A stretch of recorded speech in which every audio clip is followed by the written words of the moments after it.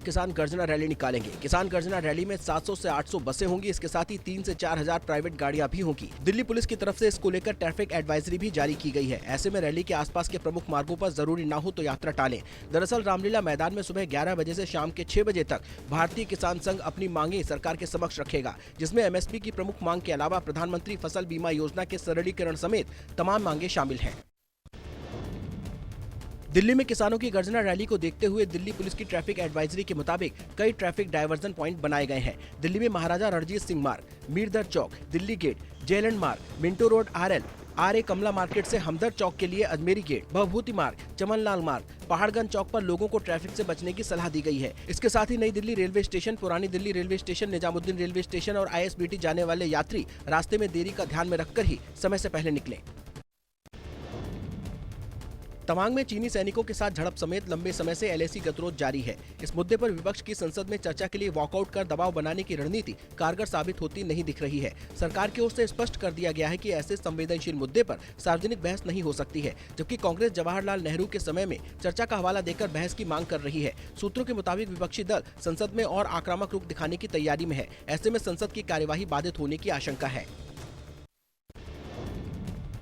भारत जोड़ो यात्रा आज अलवर में प्रवेश करने जा रही है। कांग्रेस अध्यक्ष मल्लिकार्जुन खड़गे और कांग्रेस के पूर्व अध्यक्ष राहुल गांधी आज 2 बजे अलवर में एक जनसभा को संबोधित करेंगे। राहुल गांधी के नेतृत्व में चल रही भारत जोड़ो यात्रा दौसा के बाद अलवर में प्रवेश करेगी। यहां मालाखेड़ा में राज्य स्तरीय एक सभा का भी आयोजन रखा गया है। यात्रा सुबह 10 बजे दौसा सीमा से सटे राजगढ़ के सुरेर की ढाणी में प्रवेश करेगी और रात्रि विश्राम के लिए महुआ खुर्द में रुकेगी। राजस्थान के संविदा कर्मचारी आज अलवर में भारत जोड़ो यात्रा में शामिल होकर राहुल गांधी को ज्ञापन देंगे। संयुक्त संविदा मुक्ति मोर्चा का कहना है कि झालावाड़ से लेकर दौसा तक संविदा कर्मचारियों ने कई बार अपनी मांग राहुल गांधी तक पहुंचाई। ऐसे में राहुल गांधी का अभिनंदन कर एक बार फिर से प्रदेश के संविदा कर्मियों की मांग उन तक पहुंचाई जाएगी, ताकि प्रदेश में 1 लाख से ज्यादा परिवारों को न्याय मिल सके।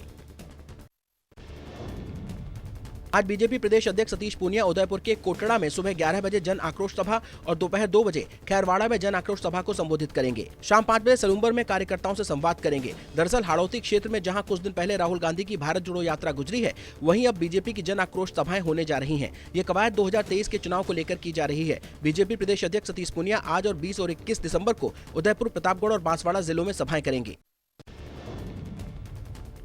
सरकार आज से सॉवरेन गोल्ड बॉन्ड की तीसरी सीरीज खोलने जा रही है। सॉवरेन गोल्ड बॉन्ड 2022-2023 की तीसरी सीरीज सब्सक्रिप्शन के लिए आज से 23 दिसंबर तक खुलेगी। 5 दिन तक आवेदन के खुले रहने वाले इस इशू का प्राइस 5,409 रुपए प्रति ग्राम सोना तय किया गया है। बता दें कि सॉवरेन गोल्ड बॉन्ड RBI सरकार की ओर से जारी करता है। ऑनलाइन आवेदन करने वाले निवेशकों को 50 रुपए प्रति ग्राम छूट देने का फैसला किया गया है। ऑनलाइन पेमेंट करने वाले निवेशकों के लिए गोल्ड बॉन्ड का इशू प्राइस 5,359 रुपए प्रति ग्राम होगा। इतिहास के पन्नों में स्वर्णाक्षरों में दर्ज काकोरी ट्रेन एक्शन के बलिदानों की याद में देश का सबसे बड़ा ड्रोन शो गोरखपुर में होने जा रहा है। 750 ड्रोन की रंग बिरंगी आभा में जंगे आजादी की गाथा जीवंत होगी। आजादी के अमृत वर्ष के कार्यक्रमों की कड़ी में यह आयोजन आज की शाम 6 बजे रामगढ़ के ताल के सामने महंत दिग्विजय नाथ स्मृति पार्क में होगा। इसमें मुख्यमंत्री योगी आदित्यनाथ के साथ केंद्रीय संस्कृति एवं विदेश राज्य मंत्री मीनाक्षी लेखी और प्रदेश सरकार के पर्यटन और संस्कृति मंत्री जयवीर सिंह भी मौजूद रहेंगे। पश्चिम बंगाल बीजेपी आज 2024 में लोकसभा चुनाव और आगामी पंचायत चुनाव के बारे में शाम 6 बजे पार्टी कोर ग्रुप की बैठक करेगी। सूत्रों ने कहा है कि प्रदेश बीजेपी ने लोकसभा चुनाव के लिए पूरी तरह से कमर कस ली और इसकी तैयारियों में जुट गई है। लोकसभा चुनाव से पहले केंद्रीय मंत्री अमित शाह भी पश्चिम बंगाल का दौरा कर वहां ग्राउंड रिपोर्ट ले चुके हैं और कार्यकर्ताओं को लगातार प्रेरित कर रहे हैं। छपरा जहरीली कांड मामले में मौतों की संख्या लगातार बढ़ती जा रही है। इसके साथ ही सियासत भी बढ़ रही है। NHRC की टीम आज बिहार जाएगी और इस मामले की जांच करेगी। उसको लेकर कांग्रेस MLC प्रेमचंद्र मिश्रा ने NHRC की निष्पक्षता पर सवाल खड़े करते हुए कहा कि छपरा जहरीली शराब कांड में जो मौतें हुई हैं, उसकी जांच के लिए केंद्र सरकार ने राष्ट्रीय मानवाधिकार आयोग को कहा है, लेकिन NHRC क्या हरियाणा, उत्तर प्रदेश और अन्य राज्यों में भी जहरीली शराब से हुई मौतों की जाँच करेगा? दिल्ली के श्रद्धा हत्याकांड मामले में आरोपी आफ्ताब के वकील आज आफ्ताब से जेल में मुलाकात करेंगे, जिसके बाद साकेत कोर्ट में 22 दिसंबर को उसकी जमानत याचिका पर सुनवाई होगी। बता दें कि साकेत कोर्ट में आफ्ताब की जमानत याचिका पर सुनवाई होनी थी, लेकिन आफ्ताब ने जमानत याचिका दायर किए जाने से इनकार कर दिया, जिससे दिल्ली की साकेत कोर्ट में ये सुनवाई टल गई है। अब इस मामले में 22 दिसंबर को सुनवाई होगी।